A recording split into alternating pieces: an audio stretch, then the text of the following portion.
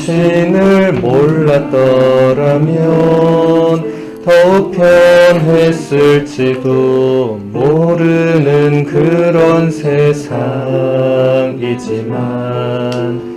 당신을 알게 됨으로 얻어진 자유 평화 어떤 것과도 바꿀 수 없네.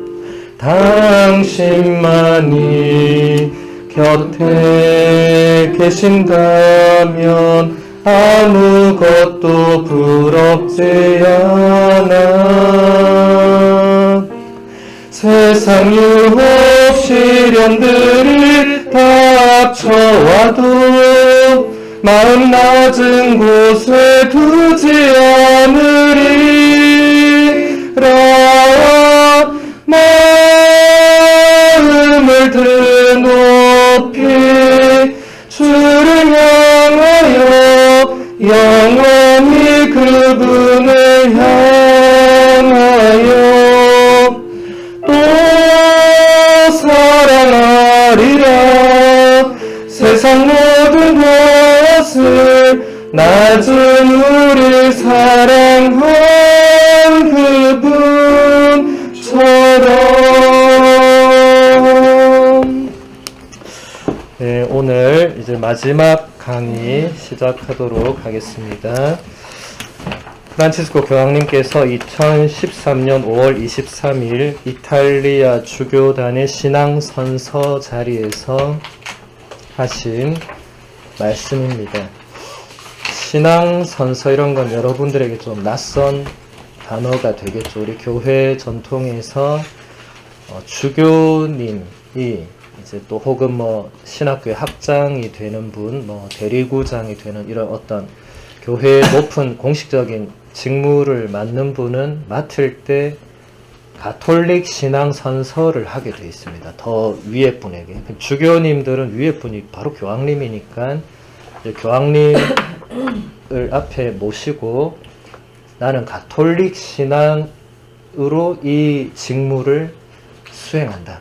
그러니까 사제, 주교 이런 건 기본 직무인데 어떤 학장, 교구장 이런 것들은 또 어떤 선서가 필요해요. 그래서 사실 이런 곳에서 하신 말씀은 우리가 들을 수 없는 말씀인데 이게 다행히 책으로 이렇게 엮어 나와서 볼 수 있는 겁니다. 우리 대중들한테 하시는 말씀과 조금은 차이가 있어요. 왜냐하면 주교님들한테 교황님이 당부하시는 말씀이니까요. 그런데 우리가 또 그 안에서 아마 또 배울 점들은 있을 겁니다. 교황님이 이렇게 말씀하십니다. 교회의 모든 직무는 주님과의 깊은 친교를 토대로 하고 있습니다. 곧 주님처럼 사는 것이 우리가 수행할 교회 직무의 방향을 결정짓는 기준입니다. 필리피서에서 제시하는 것처럼 주님처럼 산다는 것은 순종과 겸손과 자기를 완전히 내어놓음을 의미합니다. 여기서 교황님은 지금 주교의 직무를 한정해서 말씀하시지 않고 교회 안의 모든 직무, 미니스트리, 그러니까 여러분들이 지금 교회 안에서 전례부장, 본당회장, 반주 모든 직무에서 그 토대는 주님과의 깊은 친교다. 그러니까 이건 단순히 주교님들도 물론 마찬가지고 주교님들만 주님과 깊은 친교 이루고 나머지는 다 안 이루어도 되고 이게 아니잖아요. 그죠? 직무를 맡은 사람은 주님과의 깊은 친교를 그 토대에 두고 있어야 그 직무를 제대로 올바로 충실히 기쁘게 수행할 수가 있다는 거죠. 그만큼 여러분 교회 안에서 직무를 맡는다는 건 쉬운 일이 아닙니다. 그냥 맡기지도 않지만 맡길 때는 그만큼 너는 주님과 그만큼 깊은 친교 안에서 살면서 그걸 행하라는 메시지가 있다는 거죠. 이것을 교황님, 주님과의 깊은 친교가 뭐냐 이렇게 물을 수 있겠죠. 교황님은 그게 주님처럼 사는 거다. 예수님을 말하죠. 예수님께서 우리에게 보여주신 그 모습 그대로 사는 것. 그런데 우리가 그대로는 불가능하니까 그 모습을 따라 살기 위해서 애쓰는 것, 노력하는 것, 이런 걸 말하겠죠. 이것이 교회 직무의 방향을 결정짓는 기준이 된다. 그러니까 여러분들이 교회 안에서 직무를 맡은 사람들이 지금 잘하고 있나 못하고 있나를 볼 때 무슨 기준으로 그걸 판단하느냐. 지금 교황님은 그분이 지금 예수님처럼 말하고 예수님처럼 행동하고 예수님처럼 하는가 그러지 않는가 이걸 보라는 겁니다. 내 기준으로 보지 말고 예수님이 기준이 돼야 된다 이 말이겠죠. 그러면서 교황님은 필리피서 2장 6절에서 11절 그 그리스도 창가를 지금 여기서 조금 인용합니다. 우리가 항상 주님 순환 성지주일에 이독세에서 반드시 이걸 듣게 됩니다. 그분은 예수 그리스도는 하느님과 본질이 같은 분이셨지만 그분과 같음을 당연하게 여기지 않으시고 오히려 종의 모습을 취하시어 우리와 똑같이 되셨다고. 그 낮아지심을 노래하는, 그래서 그 또 성가도 있어요. 그리스도 창가라고 제가 아주 좋아하는 성가인데 제가 한번 우리 십자가의 길을 할 때 한번 부르기도 했었어요. 그리스도 창가. 거기서 주님처럼 산다는 게 또 뭔가를 또 설명합니다. 사람들이 또 물을 수 있잖아요. 여기서 교황님은 세 가지를 얘기합니다. 순종, 겸손, 자기 자신을 완전히 내어놓는 것. 순종 쉽지 않죠. 겸손 쉽지 않죠. 자기 자신을 완전히 내어놓는 것. 이건 뭐 더 쉽지 않죠. 모든 교회 안에 직무를 맡은 사람들은 항상 이 세 가지를 보면 됩니다. 여러분이 직무를 맡고 있는데 뭐가 왔어. 뭐 오더가 오거나 어떤 일을 이제 해야 되는데 뭘 좀 하세요 할 때 이 세 가지로 본인을 보면 됩니다. 예. 왜냐하면 이 세 가지로 이렇게 준비를 하고 있지 않으면 뭐 하세요? 나 신부님 저 좀 바쁜데 바로 이래 나오겠죠. 예. 근데 물론 그렇게 바로 말할 수도 있지만 이 순종이라는 게 저희 사제들도 주교님께 순종하지만 이게 쉽지 않거든요. 이게 정말 쉽지 않아요. 다 내 뜻대로 살고 싶어 하지 남의 뜻대로 누가 살고 싶어 하겠어요. 비록 그 남이 내 위에 있는 사람이라 하더라도 나도 내 인생이 있습니다 이렇게 말할 수도 있잖아. 예. 근데 그분은 위에서 내려보는 장상은 이 사람이 여기서 직무를 수행하는 게 좋겠다고 판단한 거죠. 나랑 생각이 다를 수 있어요. 그럴 때 누구의 뜻을 따라야 되느냐. 교회는 전통적으로 하느님의 뜻은 장상을 통해서 온다고 가르쳐 왔습니다. 때로는 장상이 잘못 판단할 수도 있겠죠. 그런데 사도 바오로가 로마서 8장 28절에서 이런 말씀을 하죠. 하느님을 사랑하는 사람들, 그분의 부르심을 받은 사람들은 모든 일이 그분의 계획에 따라서 이루어진다고. 그러니까 장상이 잘못 판단한 일일지라도 그것조차도 하느님께서 나중에는 당신의 그 큰 계획 안으로 넣어서 결국은 당신 뜻대로 이루어 가실 거라고. 왜냐하면 장상도 인간이에요. 실수할 수 있고 잘못도 할 수 있고 부족하고 아차할 수 있어요. 근데 장상의 자리에서 아유 내가 잘못했구나 하면서 밑에 사람한테 다시 이렇게 안 해요. 그냥 끝나는 거예요. 그럼 밑에 있는 사람은 억울하고 열받지만 어쩌겠어요. 그분이 장상이니까 내가 그분을 장상으로 안 뽑았더라도 어쩔 수 없는 겁니다. 이게 바깥 세상에서 보면 대단히 이 비민주적이고 뭔가 비합리적이고 그런 게 있어요. 근데 주교님들이 뭐하러 다 같이 모여서 교황님한테 신앙 선서까지 하겠어요? 다 주교님 최고 장상들이에요. 교황님도 로마의 주교입니다. 같은 주교예요. 그런데도 주교님들도 교황님께 신앙 선서하는 거는 본인도 순종한다는 이게 있는 거잖아요. 네. 그러니까 우리는 뭐 주교님과 비교되는 직무도 아니니까 여러분 위로 갈수록 그게 더 힘든 자리입니다. 여러분 교황님 자리에 앉았다고 한번 생각만 해보세요. 미칠 거야. 난 미칠 것 같아. 24시간에 모든 지구촌 뉴스가 들어와. 그냥 주님 나 안 할래요. 저 바로 사임 발표하고 왜 사임하면 나는 이거 내 능력으로는 도저히 안 된다. 프란치스코 교황님도 일단 뽑혔을 때 하겠다 했지만 그 교황님이 이제 시스티나 경당에서 이제 옷을 갈아입으러 건너가는 그 계단이 있어요. 그게 그 추기경님들 사이에서는 그 통곡의 계단, 슬픔의 계단. 이제 그걸 넘어가면 돌이킬 수가 없는 거예요. 그분도 그 앞에서 고민을 했대요. 내가 이걸 걸어 올라가면 이제 그 자리로 가야 되는데, 그래서 그분 솔직한 분이잖아요. 망설이고 있었다. 그래서 기도를 했겠죠. 기도를 하고 있는데 이 어떤 뭔가 이 평화로운 기운이 왔다고 실제로 증언을 하셨어요.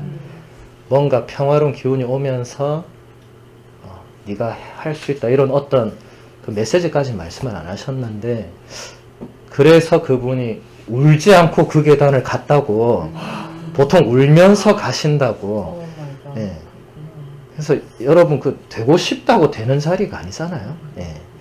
그러니까 위로 갈수록 장상들은 우리가 모르는 뭔가를 더 안고 있는 분들이죠.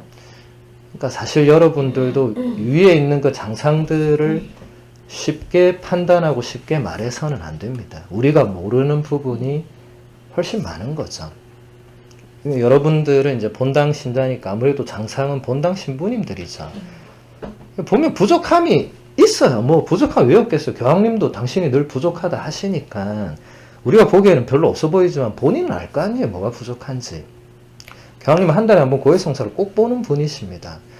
우리가 볼 때는 우리가 한 달에 한 번 봐야 되는데 저분이 무슨 죄가 있다고 한 달에 한 번 보시나요? 근데 꼭 보세요. 그리고 그것을 대중 앞에서 그 모습을 일부러 보여주십니다. 그런 교황님은 이때까지 잘 없었어요. 그러니까 대중이 그 모습을 보면서 많은 걸 느끼죠. 제가 지금 책 안 들고 왔는데 이 책 지금 우리가 보고 있는 책 표지가 교황님이 무릎 꿇고 고해성사하고 있는 그 그림입니다. 그림. 그 뒷모습. 저는 그 사진으로 이제 그걸 보면서 그냥 우리 같은 평범한 신부님한테 그냥 고해를 하더라고요. 그 젊은 사제한테. 근데 고해성사 때는 뭐 네가 교황이고 상관없어요. 뭐 죄인이 들어온 거잖아요. 그러니까 그 사제도 그냥 아무렇지 않게 뭐 막 얘기해요. 그냥 교황님한테. 그냥 우리 고해성사 하듯이 똑같이 하는 거예요. 뭐 고백 듣고 거기에 대해서 뭔가 말씀해 드리고 그리고 보석으로 뭐 하라고 하고 나는 교황님한테 무슨 보석을 줄까 대단히 궁금하던데 무슨 보석을 줘야 되나 뭐 다 하고 계시는 분한테 뭘 시키겠어요. 막 그런 우스개 생각도 들고 하던데 어쨌든 교황님이 그렇게 일개 사제에게 무릎을 꿇는 모습 이런 게 당신도 비록 교황이지만 당신도 그런 성사 집행자는 언제나 예수 그리스도시거든요. 아무리 젊은 사제, 갓 서품된 사제라 해도 고해소 앞에서 교황님은 그 사제 앞에 무릎을 꿇을 수밖에 없습니다. 성사의 집전자가 예수 그리스도이시고 그래서 그 무릎을 꿇은 모습은 지금 교황님 설명하는 이 순종, 겸손, 자기를 완전히 내어놓는 이 모습을 당신이 보여주고 있는 거죠. 여러분 우리 교황님은 일부러 보여주고 연출하고 이런 분은 결코 아닙니다. 그건 다 아실 거예요. 그냥 그건 사람들이 보면 알아요. 처음에는 우와 하다가 계속 연출하면 에이 저거 쇼네 연출이네 바로 알아요. 근데 저분은 쇼하는 분이 아니란 건 뭐 다들 아실 거니까 그래서 저런 분이 말씀하시는 건 대단히 힘이 있어요. 본인은 그래 안 하면서 사람들한테 이거 해라 저거 해라 하면 사실 사람들도 자기는 안 하면서 왜 나한테 이거 해라 이렇게 할 수 있죠. 근데 당신이 이걸 다 사시면서 말하니까 이 주교님들이 안 들을 수 없어요. 이태리 주교님 다 모였으니까 얼마나 많이 모였겠어요. 이태리는 전 세계에서 주교가 가장 가톨릭 중심 국가잖아요. 저는 몇 명인지 모르지만 아마 수백 명 될 거예요. 근데 그 수백 명의 장상들 앞에서 교황님이 지금 뭐라고 하시는 거냐면 너희가 먼저 너희가 좀 그렇네. 여러분이 먼저 순종하시고 겸손하시고 자신을 내어놓으세요, 주교님들. 그래야 그 밑에 사제들이 그렇게 하고, 그렇게 해야 또 신자들이 그렇게 하고, 그렇게 되는 거라고. 그게 아름다운 모습이죠. 우리말에도 윗물이 맑아야 아랫물이 맑다고 했잖아요. 예. 이 격언 이런 거는 동서양 막론하고 통하는 게 많아요. 그래서 우리가 불교 그리스도교가 좀 가깝다 이렇게 느끼는 것도 이 어떤 진리를 향한 여정에서는 비슷한 게 많아요. 부처님은 제가 전에도 얘기했죠. 예수님보다 한 600년 선배일 거예요. 600년 이상 훨씬 선배일 거예요. 마호메트가 한 600년 선배쯤 될 거고, 예수님 어째 보면 그냥 세상이 보는 위인들 중에서는 거의 막내급이죠. 그렇죠? 다 옛날 분이죠, 옛날 분. 근데 예수님이 막내지만 가장 새로움을 많이 담고 있죠. 그래서 가장 그리스도교가 지금 지구상에서 어쨌든 가장 많은 사람들이 몸담고 있는 종교죠. 계속 보겠습니다. 사랑과 관련하여 간과하지 말아야 할 것이 있습니다. 아무리 큰 사랑을 준다고 하더라도 계속 이어지지 않으면 그 사랑의 불꽃이 약해지고 마침내 꺼져버린다는 사실입니다. 예수님께서 베드로에게 3번씩이나 반복하셨던 질문은 우리에게도 해당되는 것입니다. 진지하게 반복되는 예수님의 질문은 우리를 슬프게 하고 우리의 자유가 얼마나 미약한 것인지를 깨닫게 해 줍니다. 굉장히 아름다운 이 담화예요. 이 부분은 주교님들이 일단 사제들의 아버지예요. 그래서 아버지로서 사제들에게 아무리 큰 사랑을 준다고 해도 그게 계속 이어지지 않으면 결국 꺼지게 된다. 사제들은 그걸 느껴요. 사제들이 주교님께 어떤 이 사랑의 배신감을 느끼면 본인도 신자들한테 비슷하게 해요. 왜냐하면 아버지가 나를 별로 이제 생각하지 않고 돌보지 않으니까 본인도 본인에게 맡겨진 신자를 별로 안 돌봐. 왜냐하면 위에서 그래 안 해주면 내가 왜 이래 나오거든요. 사람은 어쩔 수 없어요. 근데 주교님이 사제들을 계속 지지하고 그렇게 받아주고 안아주고 하면 이 사제들이 아무래도 열정적으로 뛰어들겠죠. 그냥 내가 잘못해도 주교님이 안아주고 내가 또 실수해도 안아주고 하면 그래도 뛰어들겠죠. 근데 한번 잘못했다. 야 너는 안 돼. 너 이제 앞으로 거기 하지 마. 하면 이제 나 이제 뭐 하다가 잘못되면 또 주교한테 혼날 건데 이런 사람이 이제 뭐 안 하겠죠. 그럼 이제 맨날 사제가 그냥 가만히 있고 그럼 신자들 우리 신부님 왜 저래 가만히 그냥 신부님 왜 그러세요? 그냥 요즘 뭐 힘이 없고 뭐 그냥 이래 나가는 거예요. 예. 이 사랑의 힘을 못 받은 사제가 어떻게 신자들을 사랑하겠어요, 그죠? 그러니까 이 위에서 내려오는 이게 하느님은 우리를 사랑하시잖아요. 이건 변함이 없는 사실인데 이걸 이제 받아서 내려오는 장상들에게서 여기서 문제가 발생하면 신자 공동체에도 결국 그게 영향을 미치죠. 사제 한 사람이 신자 공동체에 엄청난 영향을 미치죠. 사랑의 공동체로 만드느냐 아니면 고통의 공동체로 만드느냐. 사제에게 키가 거의 있다고 해도 과언이 아닙니다. 사제들은 알고 있어요. 그럼 사제는 누가 돌보냐? 주교님이 돌봐야 돼. 예. 주교님들은 스스로 해야 되고 근데 어쨌든 또 교황이라는 또 최고 목자가 계시니까 교황님은 그래서 사실 너무 일이 많으시겠죠.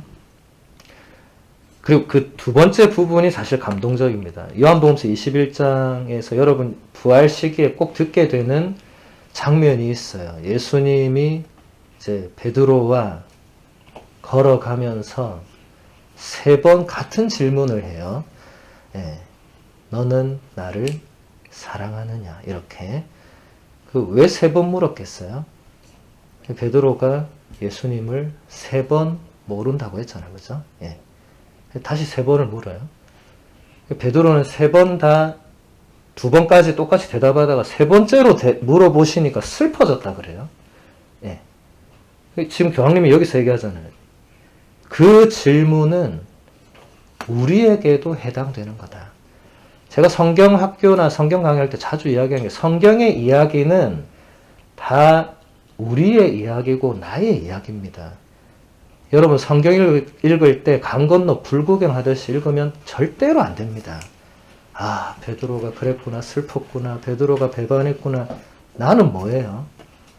나는 영화관에서 이제 팝콘 먹으면서, 아, 베드로가 저 나쁜 놈 저 배반하고, 나는 뭐예요? 성경은 영화가 아니잖아요. 교황님 말씀하시잖아요. 나에게. 오늘 침묵기도 할 때, 여러분 자신에게 예수님께서 묻는다고 생각하시고 3번 천천히 물어보세요. 너는 나를 사랑하느냐?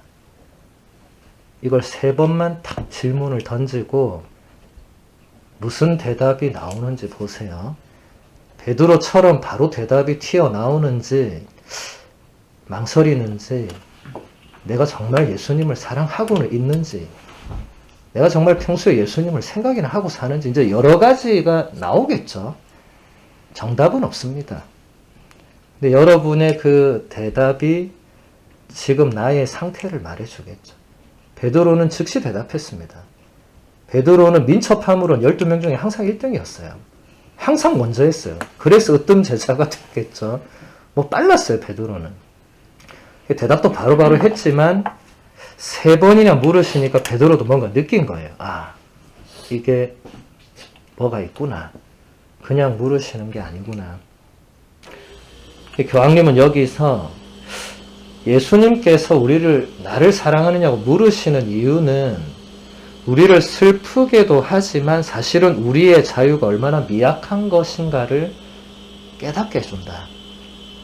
여러분 자유로 막 편안하게 살 때 어떤 결과가 대체로 발생합니까? 뭔가 좋지 않은 결과로 가더라고요. 예. 자유로운 게 꼭 좋은 것만은 아니구나 이런 것을 자유를 많이 쓰는 사람이 느끼게 돼요. 여러분 자유와 방종은 반드시 구분해야 돼요. 내 맘대로 사는 게 자유가 아니에요. 사람들은 대단히 혼동해요. 그래서 다들 요즘 내 맘대로 살려고 하다 보니 세상이 엉망돼 가고 있어요. 왜냐면 다 내 맘대로 살면 도대체 누가 공동체를 지키고 누가 규칙을 지키고 하겠어요. 그러니까 이 예수님의 질문은 단순히 니네 사랑하나 이 차원을 넘어서는 거예요. 내가 하느님께로부터 받은 자유를 정말 하느님을 사랑하는데 사용하고 있는가? 정말 사람들을 사랑하는데 정말 하느님의 뜻대로 이루어지도록 모든 일이 그렇게 내 자유를 사용하고 있는가? 아니면 그냥 내 욕심, 내 욕망, 내 뜻, 내 주도권, 내가 더 남들보다 올라서려는 어제 우리가 봤던 그 우상들, 그런 것에 우상 유지를 위해서 내 자유를 완전 다 쓰고 있지는 않은가? 오늘 기도의 주제가 되겠죠. 또 교황님은 이렇게 말씀하십니다. 사목자가 깨어있지 않으면 미온적인 태도를 보이게 됩니다. 사목자가 깨어있지 않으면 태만하고 부주의하게 되며 참을성도 잃게 됩니다. 또한 출세를 바라게 되고 돈의 유혹에 빠지며 세속과 타협하게 됩니다.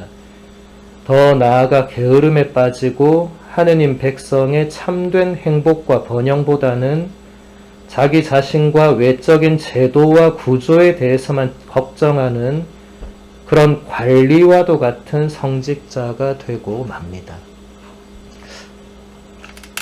지금 여기 계신 여러분들이 성직자는 아닌데 이상하게 이것을 이 강의에 넣어야겠다 생각해서 그때는 김신부님 참여하기도 전이었어요. 근데 본의 아니게 이 자리에 김신부님이 앉아서 이걸 듣고 계시니까 참 이것도 신기하네요. 그죠? 이게 뭔가 하나님 뜻이 있는 거예요. 사실 이거는 저도 피정에 참여하는 한 사람으로서 저에게 들려주고픈 말씀이었던 것 같아요. 여러분들은 일단 성직자가 아니시니까 그래서 넣을까 말까 하다가 그냥 넣어라 이런 거 같더라고요. 넣어라, 네가 들어라 이런 거 같았어요. 다행히 한 분 더 계셔서 위로가 많이 되는 예. 한 번 더 읽어주십시오. 예, 어차피 또 한 번 더 볼 겁니다. 예. 왜냐하면 제가 이걸 보면서 참 많은 반성과 내가 정말 깨어있나 깨어있지 않나 하는 그런 성찰을 많이 하게 됐어요. 일단 사목자가 깨어있지 않으면 미온적 태도를 보이게 된다.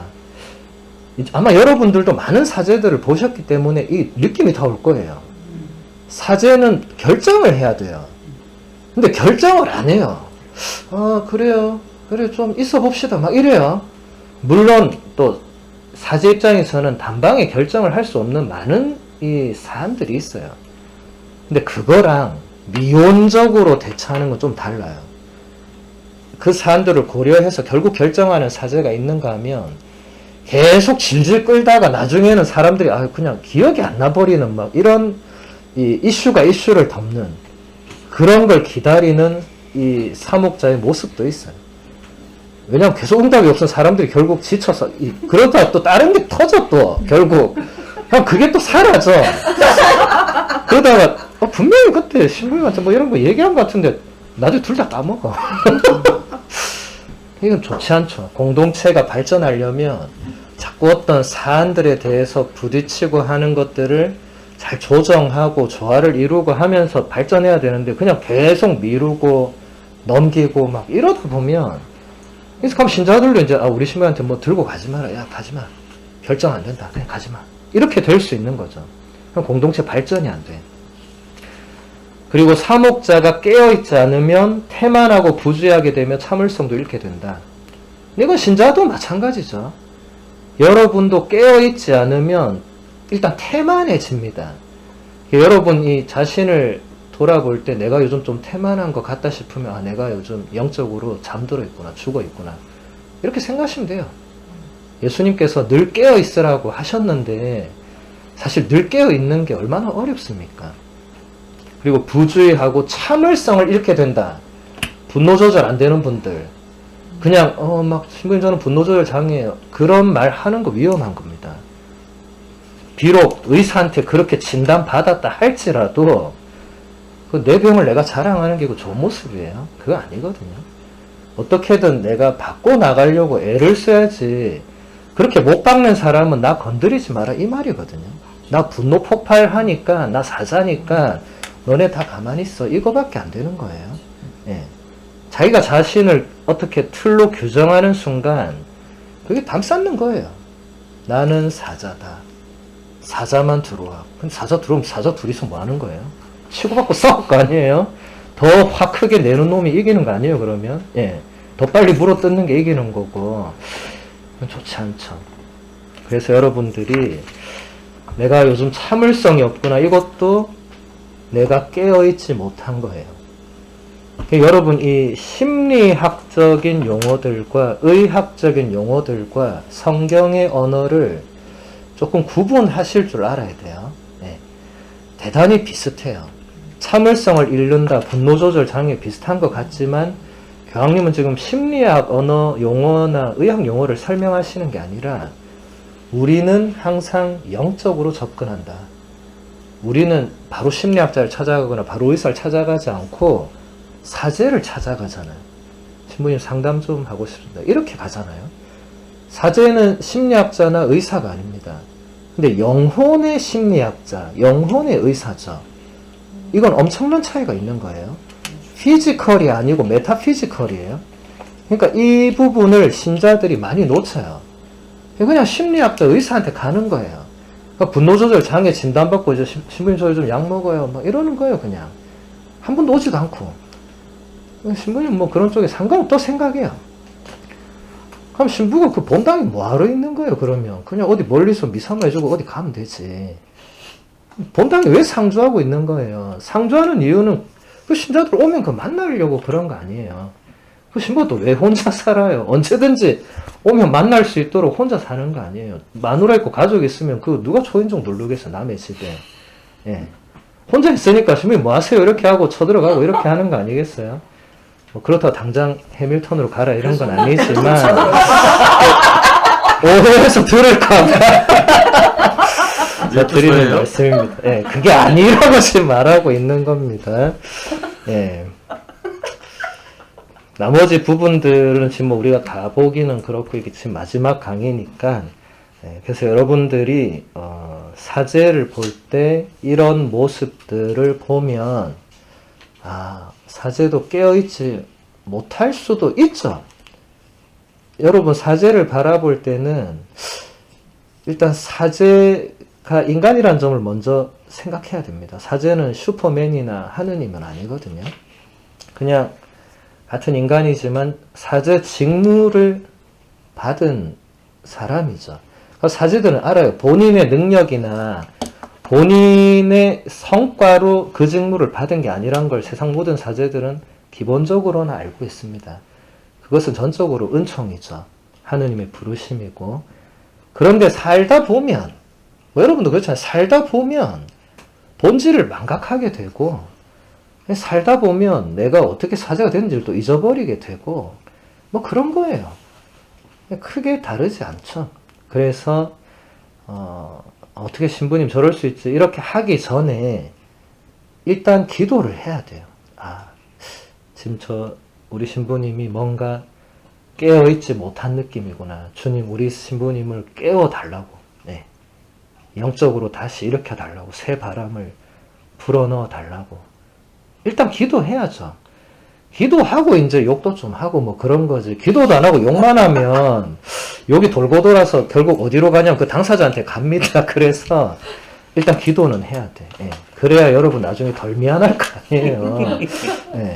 그러니까 기도하고 욕하는 거는 저는 뭐 그럴 수 있다 생각해. 근데 기도도 안 하고 욕하는 건 문제가 있는 거예요. 그건 세상 사람들이 하는 거잖아요. 우린 그래도 신자잖아요. 그래도 내가 할 건 하고 뭐 욕할 건 욕하고 그런 거죠.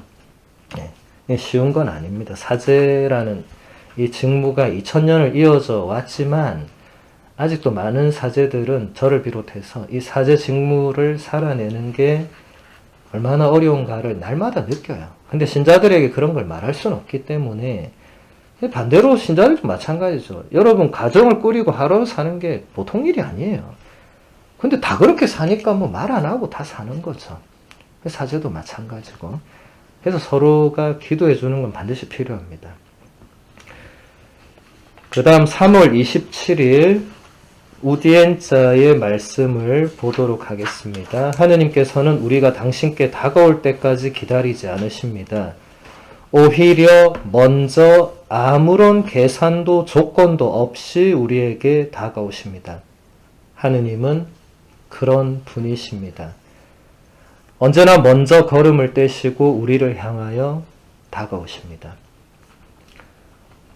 여러분 다들 부모님이시니까 여러분 자녀들한테 먼저 아무 계산도 조건도 없이 다가가잖아요.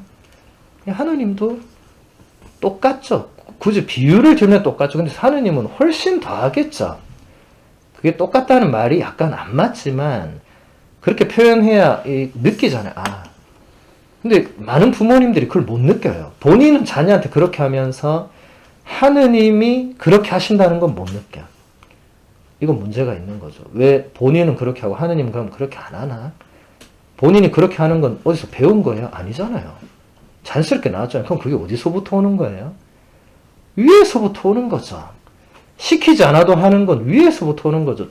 태어날 때부터 그런 뭔가를 심어주신 거죠. 그래서 요한 사도가 그의 편지에서 뭐라고 하죠? 사랑은 하느님에게서 오는 거다. 내가 그냥 어떤 사람 만나서 좋아하고 감정이 발생해서 사랑하고 이제 결혼하고 이건 세상 사람들이 생각하는 거고 요즘은 뭐 또 그렇게 생각하지도 않는 것 같지만 어쨌든 근데 우리는 사랑이 위에서부터 내려와서 나와 이 사람을 만나게 해서 나와 이 사람을 부부로 맺어주고 이거는 그리스도와 교회 관계처럼 뗄 수 없는 불가분의 관계로 하나님께서 맺어주시고 그래서 혼인성사가 거기서 발생하고 그래서 가톨릭 교회는 이혼이나 이런 게 허용이 안 되고 이런 여러 가지를 사람들은 잘 모르니까 가톨릭 교회는 보수적이고 요즘 누가 그런 걸 따르고 그냥 이렇게 생각하는 거예요. 근본적인 거를 알아야 돼요. 이혼이 되냐 안 되냐 이걸 따지는 게 아니라 근본적으로 사랑이 어디서 왔느냐 여기서 출발을 해야 왜 가톨릭 교회가 그렇게 세세한 부분을 해라 하지 마라 하는가를 알 수가 있어요. 왜냐하면 신앙인 공동체가 세상 사람처럼 살면 안 되잖아요. 그렇게 안 살려고 세례 받는 거잖아요. 근데 막상 세례 받아놓고는 성당은 뭐 왜 이래 뭐 힘든 게 많고 그걸 왜 받은 거야 그거는. 받기 전에 그 제대로 알았어야지. 본인이 제대로 안 알아놓고는 그래서 결국은 떠나잖아요. 자기가 생각했던 게 아니잖아요. 저는 자주 예비 신자들에게 그런 얘기합니다. 마음의 평화와 안식을 얻기 위해서 오신 분들은 다음 주부터 절에 가시면 된다. 템플 스테이 하면 정말 마음이 평화롭고 안식을 누릴 수 있고, 우리는 저 가운데 십자가를 보면 저게 평화가 오냐 저게 아니다. 1차적으로는 그걸 깨줍니다 저는. 그래서 예비자 교리가 보통 6개월 하잖아요. 저는 매주 얘기해요. 다음 주에 안 오셔도 된다. 6개월 동안 얘기해요. 그럼 절반은 초반에 다 나갑니다. 근데 절반은 끝까지 가요. 전 마지막 날 전날도 얘기해요. 세례식 예행 연습할 때도 내일 안 와도 된다고. 오늘 잘 생각하라고. 근데 사람들이 계속 그렇게 하면 이게 그냥 누가 받으라 해서 내가 그냥 마음의 평화 이건 아니구나. 점점 이런 걸 느껴요. 그리고 세례를 받으면 정말 기뻐해요. 제가 왜 그런 말 했는지를 어느 정도는 이해하시더라고요. 세례받고 나서 첫 만남 해보면 왜 그때 신부님이 그렇게 우리한테 자꾸 안 와도 된다 안 와도 된다 자꾸 그렇게 하셨는지. 저는 본인의 자유로운 선택을 굉장히 강조합니다. 누가 너 세례 받아야 돼 그거 아니라고. 우리가 하느님을 만나는데 야 좀 만나봐라. 이거는 물론 처음에 그렇게 한두 번 할 수 있죠. 저는 그거 가지고 안 나와도 된다 하는 게 아니에요. 근데 가만히 보면 절반 이상은 오기 싫은데 와서 앉아있는 분들이 꽤 있어요. 딱 보면 알아요. 이미 교리 안 듣고 있거든. 제가 1시간 동안 막 설명해도 안 들어요. 그냥 그 자리만 지키는 거예요. 저는 그렇게 인생은 그렇게 살면 시간 아깝지 않아요. 나는 당신들의 인생을 그렇게 내가 뺏고 싶지 않다. 안 와도 된다. 그리고 그 신자 분에게 얘기하라고. 신부님이 안 와도 된다고 했다고. 그럼 진짜 안 온 분이 있어요. 저는 잘한 선택이라고 생각합니다. 세례 받고 안 오는 것보다 받기 전에 안 오는 게 훨씬 현명한 선택이죠. 받고 나서 안 오면 그건 어떻게 되는 거예요? 본인이 계약 다 하고 약속 다 하고 서약한 거를 본인 스스로 파기하는 거잖아요. 그럼 시간이 아깝잖아요. 6개월이 아깝잖아요. 전 남의 인생도 소중하다고 생각하는 사람입니다. 아무리 세례를 받기 위해서 6개월을 와야 된다 하지만 그 사람 인생도 소중하니까. 그래서 제가 지금 말씀드리고자 하는 것은 이 근본적인 것에 대한 인식, 통찰 이런 게 우리 한국 사람들에게는 굉장히 약하거든요. 그러니까 예를 들어 세례를 받으러 온다면 내가 왜 세례를 받아야 하는가 하는 물음을 던지고 스스로 답을 찾고 그 자리에 앉아 있어야 되는데 그냥 너 좀 가봐라. 너 안 가면 안 돼. 이런 식으로 되죠. 물론 그게 또 좋게 작용해서 결국 이제 세례받고 열심히 하는 경우도 있지만 제가 그런 걸 몰라서 이렇게 하는 게 아니라 본질적인 게 뭔지를 말하고 싶은 겁니다. 제가 안 와도 된다는 그 말만 하는 게 아니라 그 말 하기 전에 또 많은 걸 얘기하고 최종 선택은 당신이 해라 이겁니다. 자유의지를 존중하는 거죠. 하느님도 부모님처럼 비유를 그 이상 하기가 좀 어렵지만 먼저 우리에게 아무런 계산이나 조건 없이 다가온다. 반대로 말하면 뭐죠? 우리도 아무런 계산이나 조건 없이 하느님께 다가가라. 그 말이죠. 여러분 자녀들 하는 거 가만히 보세요. 부모에게 계산이나 조건을 답니다. 부모는 자녀에게 그렇게 하지 않는데 자녀는 부모에게 그렇게 해요. 엄마 내가 이거 뭐 해줄래? 이렇게 하잖아요. 어릴 때부터. 커서도 그렇게 합니다. 죽을 때까지 그렇게 할 거예요. 안 되는 거예요, 그게. 부모는 자녀에게 모든 걸 내주지만 자녀는 부모에게 모든 걸 내주지 않습니다. 이것도 해주면 나는 이거 어떡하지? 이러고 있어요. 그게 자녀니까 그런 겁니다. 그거 어쩔 수 없어요. 그 부모가 되면 또 자기 자녀한테는 안 그러겠죠. 부모가 됐는데 자기 자녀한테 그러면 그 상당히 문제 있는 거고. 근데 그렇게 하는 사람은 뭐 별로 없겠죠. 있다면 대단한 불행이고. 근데 하느님이 우리에게 그런 분이시다. 한 번씩 이런 걸 여러분 기도할 때 하느님의 현존을 가장 먼저 의식하고 기도에 들어가야 되잖아요. 그때 하느님의 현존을 어떻게 의식해요? 그냥 의식을 하나? 이런 게 기억을 해야 돼요. 나에게 아무런 계산 없이 이 시간을 마련해 주신 분, 아무런 조건 없이 지금 이 기도 시간에 나에게 다가오시는 아빠 하느님으로 내가 이제 인식을 하면서 기도에 들어가야 그 안에서 뭔가 하느님과 만남이, 인격적인 만남이 이루어지겠죠. 그거 아니면 현존 집중하려고 하다 시간도 다 가는 거예요. 예. 우리가 이 온전한 침묵 안에 머무르기 위해서는 준비가 좀 필요해요. 근데 어쩔 때는 돌아가신 김선 추기경님도 2시간을 조배했는데 2시간 내내 못 들어간 거예요. 근데 솔직히 고백을 하시더라고요. 왜냐면 2시간 조배하니까 이제 신부님들이 아니 무슨 추기경님 기도를 그리 열심히 하셨습니까?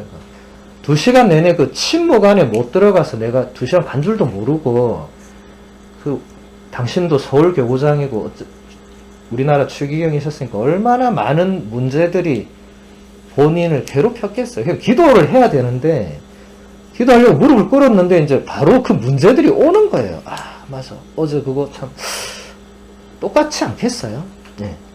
그렇게 2시간 갈 정도로 수많은 일들이 있는 거예요.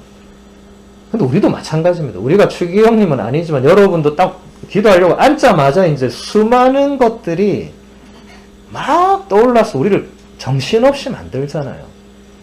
이걸 하나씩 걷어내야 되는데 그러다 보면 30분, 1시간 그냥 훅 가는 거죠.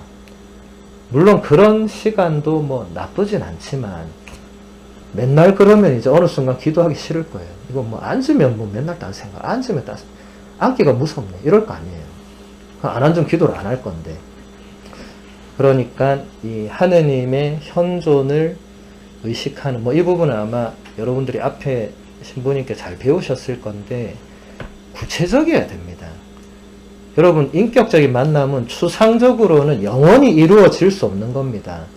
그 추상화 앞에서 무슨 인격적 만남이 그거는 예술가들이 감정 평가할 때 하는 거고 우리는 예술가가 감실 앞에서 저 감실이 어떤 디자인 이렇게는 아니잖아요. 있는 그대로 이 하느님이 나에게 오시는 이것을 내가 느낄 수 있도록 이게 꼭 오감을 통해 느끼는 게 아니라 나의 내면 안에서 주 예수님 오십시오 마라나타 하고 초대교회 공동체 신자들이 항상 기도할 때 마라나타 했거든요. 우리도 그런 마음으로 기도에 들어가는 거죠. 하느님이 조건 없이 오신다고 하시니까 그럴 수 있는 거죠. 또 교황님이 이렇게 말씀하십니다. 예수님은 말씀하십니다. 여우들도 굴이 있고 하늘의 새들도 보금자리가 있지만 사람의 아들은 머리를 기댈 곳조차 없다. 예수님에게는 집이 없었습니다. 군중과 우리 자신이 그분의 집이기 때문입니다. 그분의 사명은 모두에게 하느님 나라의 대문을 열어주고 하느님의 사랑을 드러내는 것이었습니다. 저는 이 문장이 굉장히 감동적이었어요. 예수님이 집이 없는 이유를 저는 그냥 공생활하고 뭐 늘 돌아다니시고 이렇게 저도 그렇게만 생각했어요. 왜냐하면 3년 내내 12명을 어디서 재워요? 당연히 집이 없죠. 집에 있으면 어디 다닐 수가 없잖아요. 갔다가 집으로 와야 되잖아요. 집은 이 편안한 보금자리지만 멀리 갈 수 없는 한계가 있죠. 그래서 집을 떠나는 게 쉽지 않죠. 큰맘 먹어야 여행 가죠. 근데 여행을 가도 결국은 돌아와야 돼, 집으로. 근데 예수님은 집이 없었기 때문에 그분은 계속 다니실 수 있었죠. 계속. 예수님 뭐라고 했죠? 헤로데가 잡으러 오니까 도망가세요 하니까 나는 오늘도 내일도 내 길을 계속 가야 한다.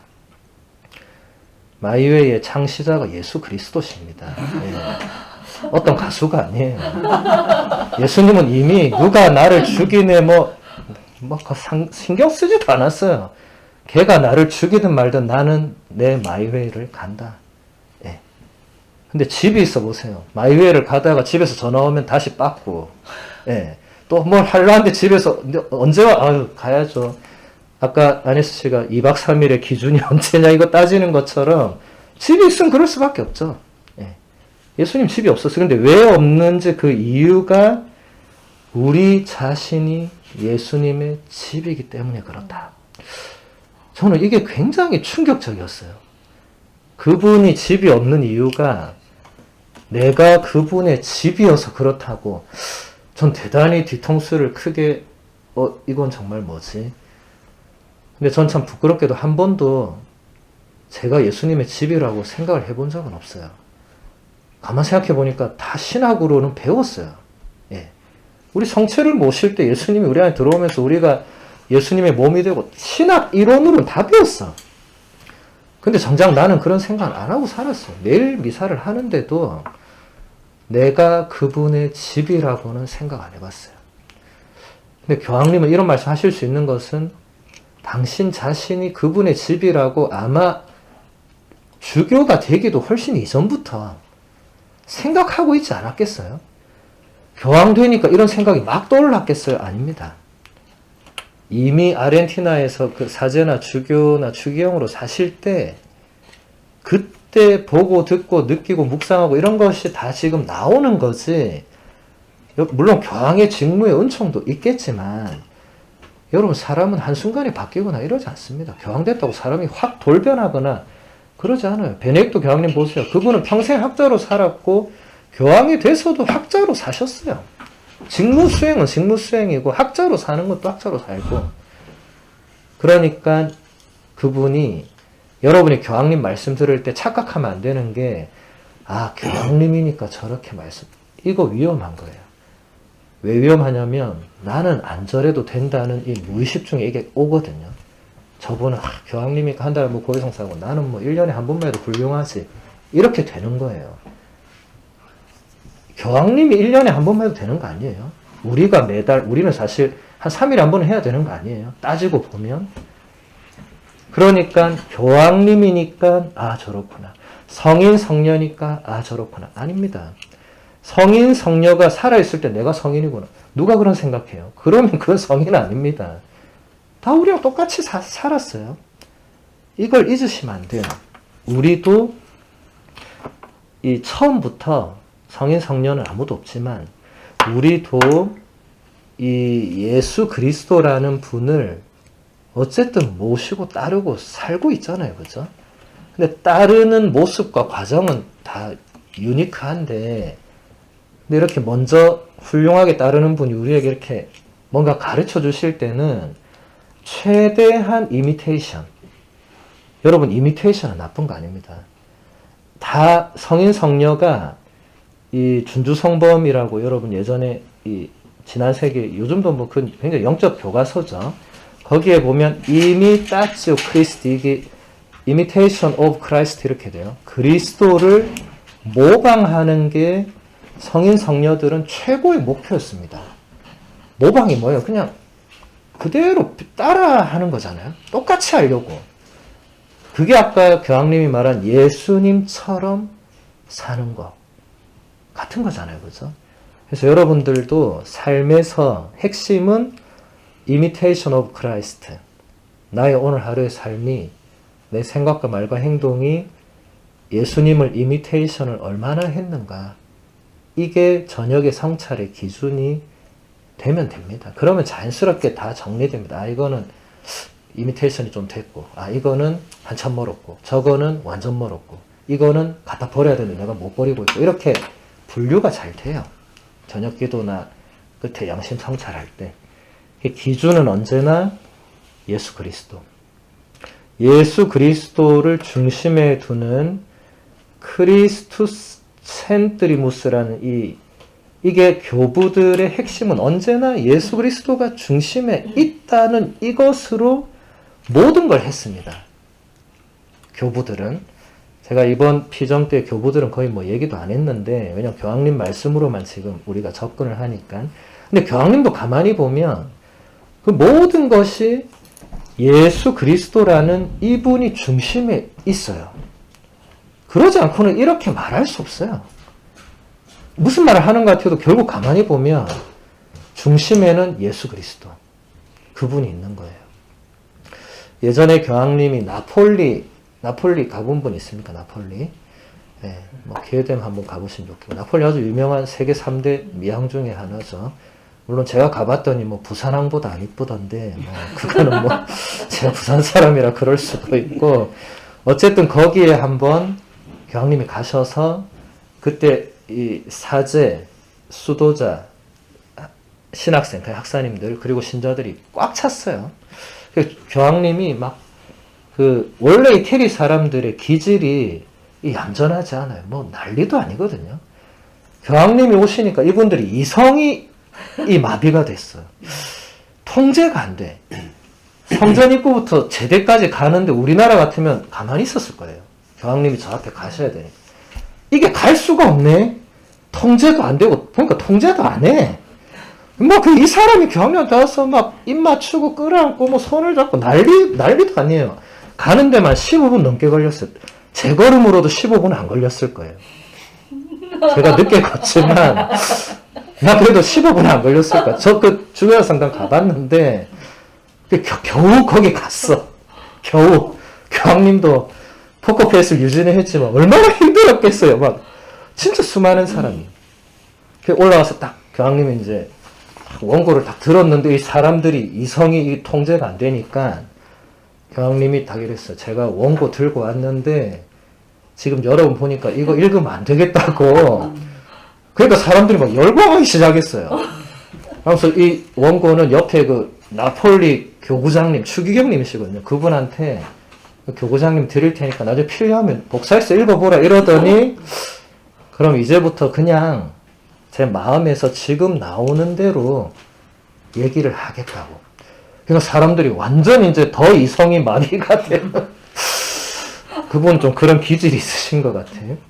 그래서 사제들에게 먼저 뭔가 당부하고, 수도자들에게 뭔가 당부하고, 그 다음 신학생들한테 당부하는데, 전 사실 사제니까 사제 쪽의 이야기를 귀 기울여 들었어야 되는데, 제가 그때 딴 거 한다고 제대로 못 들었어요.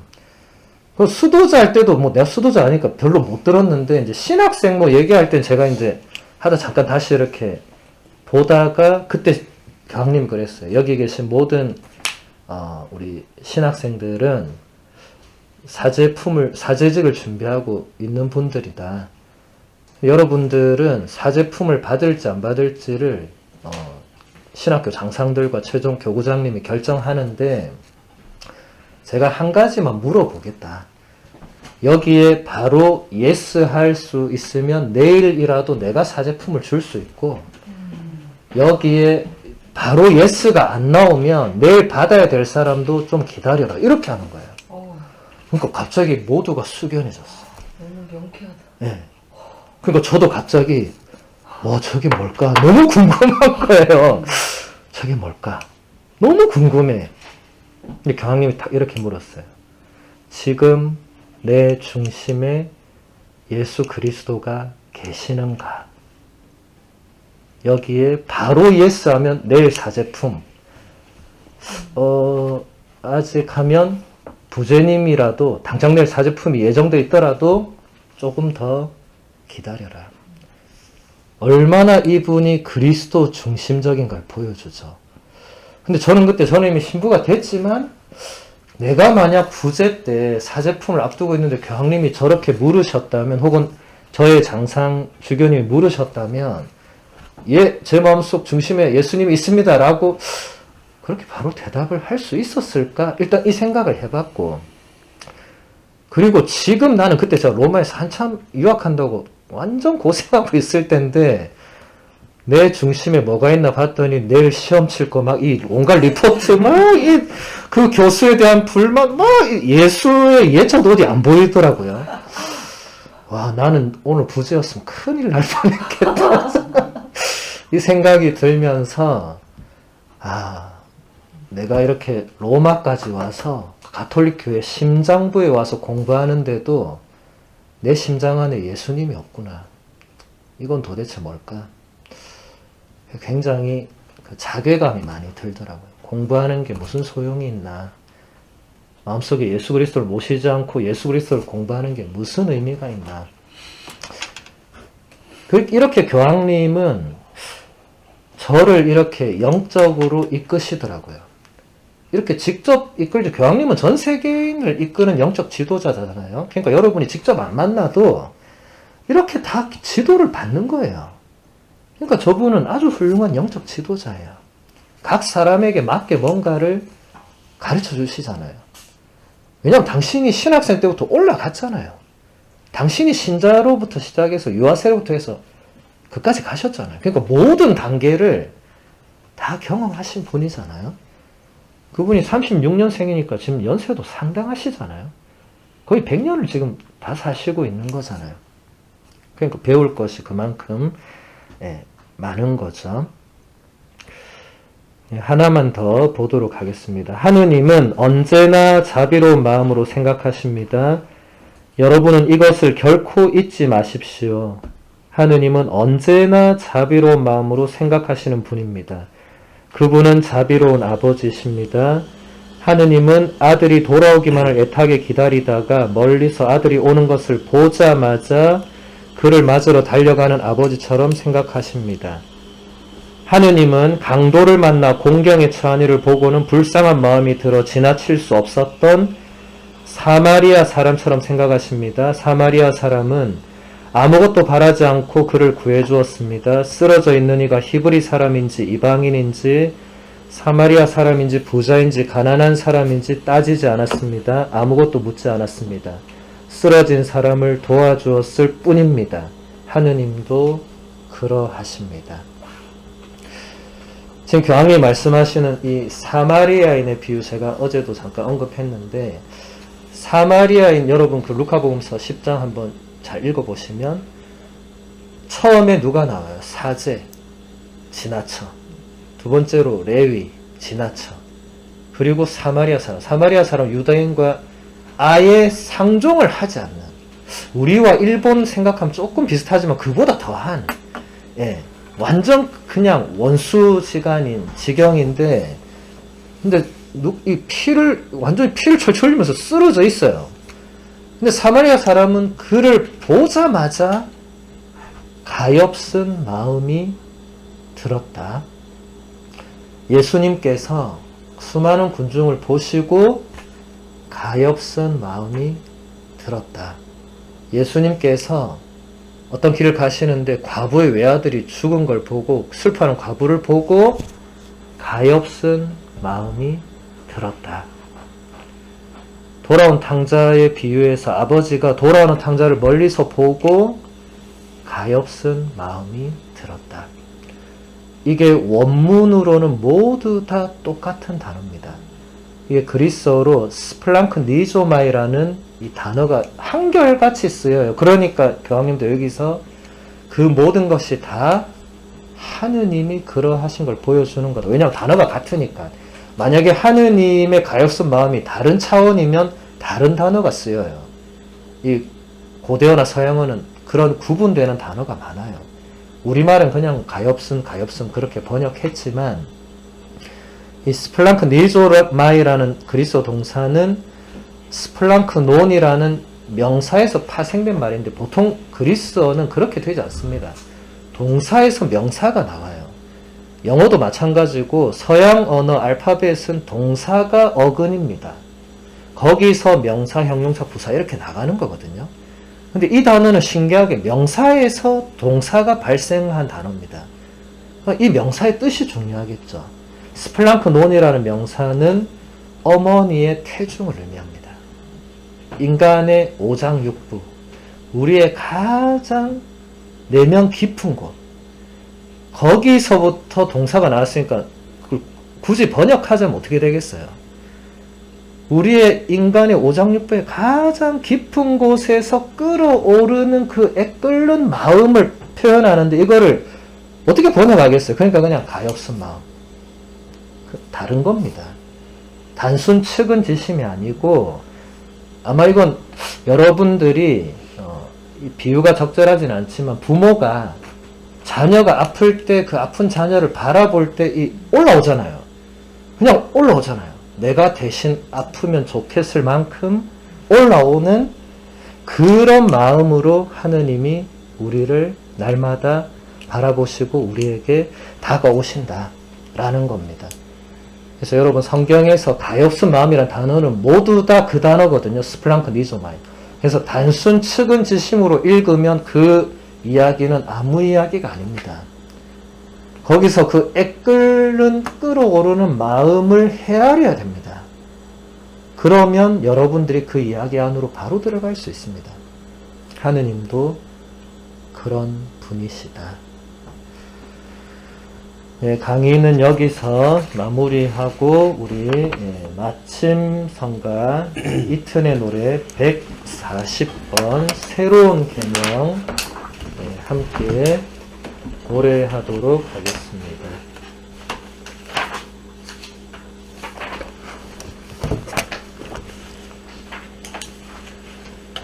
내가 너희를 사랑한 것처럼 너희도 서로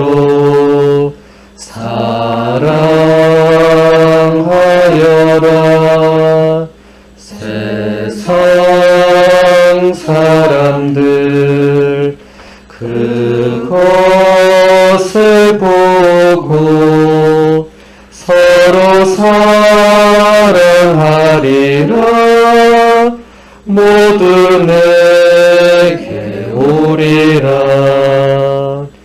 주님 내 이웃을 소박한 웃음에서 당신을 봅니다. 주님 내 이웃을 말없는 눈물에서 당신을